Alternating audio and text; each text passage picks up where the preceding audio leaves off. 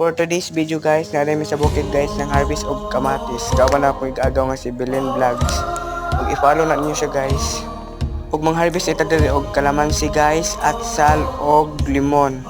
So mao din na atong limon guys na wala pa kay siya bunga. Ug kinsa toy ginahan mang-harvest guys no? Ug kinsa toy ginahan mang-harvest guys no? Ali lang mo diri guys, mang-harvest ako yogi mininyo diri sa bukid.